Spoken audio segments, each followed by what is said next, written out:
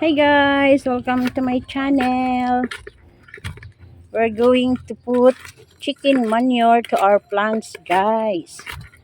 These manures have already stored for several months. Guys, just put away from the plant,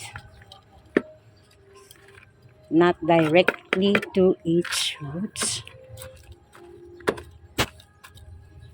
Or we have to compost the manures first, guys. They are good for the plants, guys.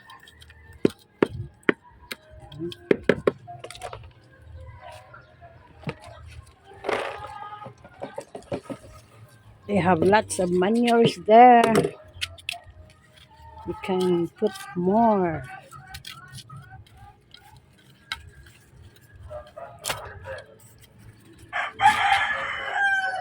My garden, guys. Using chicken manure as our fertilizer. Guys, we're just having a garden at the rooftop, guys. Hi, airplane. And we have string beans here, guys. It's already fruiting. We have squash. It's still growing, guys. And onions over there. We have guayabano here, guys. We can utilize the leaves for our guayabano tea. Let's plant, guys, and have free food. We have pepper, guys. We have kangkong. It's our newly planted ones. We have okra, guys. We have patola here. It's already climbing up. We even have banana in the rooftop. Banana on the rooftop garden. This is citronella, guys. Citronella. Good for insect repellent. We have some pagita here. It's very fragrant, guys. Okra. We'll pick some okra, guys. You can have free food, guys. Just planting on pots.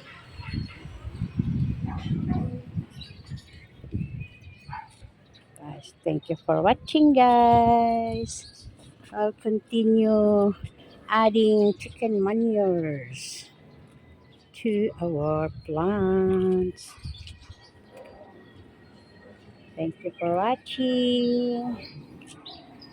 Our plains, guys. Few days from now, we can harvest these string beans. They are fruiting already, guys. Thank you for watching. Let's plant, guys, and have free food. We have taro here, malunggay, onions.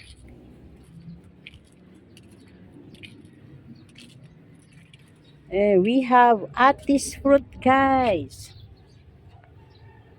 Atis is fruiting. Look, guys.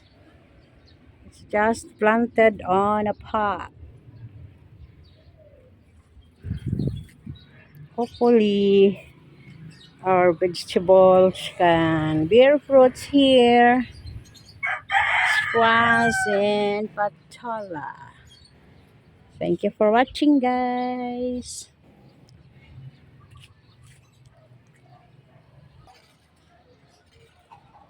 We have mulberries too.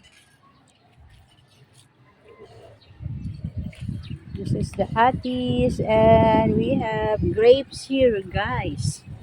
New grape plant.